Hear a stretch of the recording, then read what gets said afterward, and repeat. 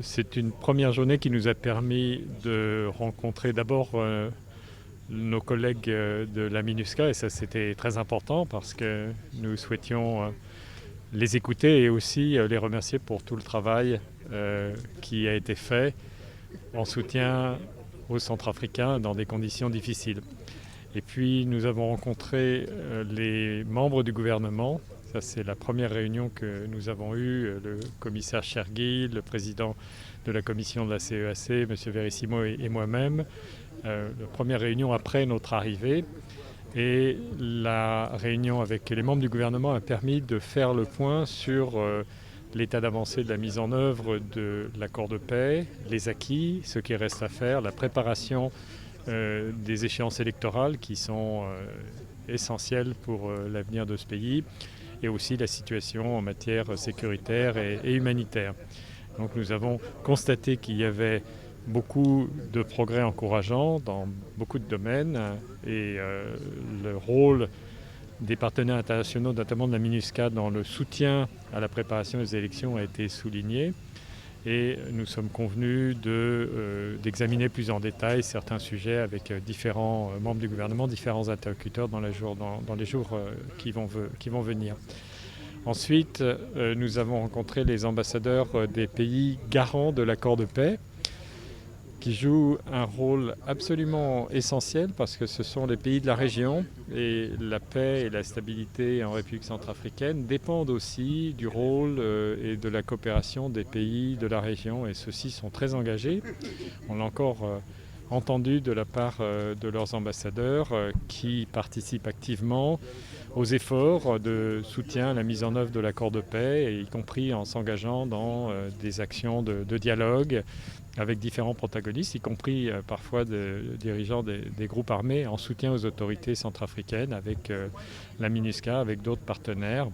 Et ce rôle des pays de la région est vraiment critique, il est essentiel, d'autant plus qu'il y a des problèmes de sécurité qui sont des problèmes de nature transfrontalière, notamment la transhumance, et aussi les mouvements de certains groupes qui peuvent profiter de frontières qui sont parfois assez poreuses. Donc un bilan très, très positif, très encourageant pour cette première journée, et aussi je crois une démonstration de la très grande unité des partenaires de la République centrafricaine pour soutenir ce pays dans ses efforts de paix. Merci beaucoup. Et quel va être le rôle principal de la MINUSCA dans les semaines, les mois à venir? Le rôle de la MINUSCA reste absolument essentiel. D'abord, la MINUSCA joue un rôle déterminant pour soutenir la préparation aux élections, à la fois en encourageant le dialogue politique, mais aussi et surtout en soutenant l'enregistrement des électeurs, la livraison des matériels nécessaires à la tenue des élections dans les différentes localités de la République centrafricaine.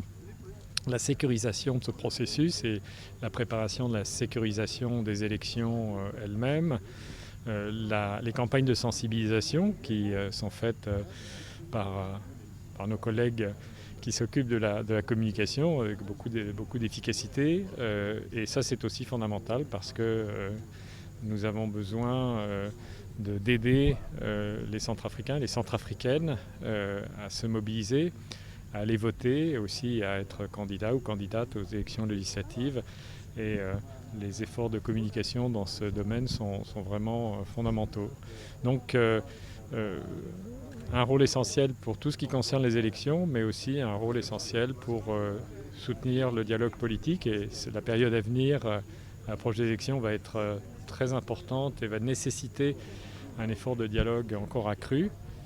Ce sont toujours des périodes qui peuvent donner lieu à des tensions. Et puis le rôle en matière sécuritaire de la MINUSCA qui reste également un pilier fondamental. On a vu récemment avec les opérations lancées dans le nord-ouest qui étaient nécessaires parce que lorsque certains veulent s'écarter de leurs engagements dans le cadre de l'accord de paix, et même si la porte du dialogue reste toujours ouverte, parfois il faut que la MINUSCA, en liaison avec les forces armées, forces de sécurité nationale, utilise les moyens à sa disposition pour encourager ces parties à revenir au dialogue.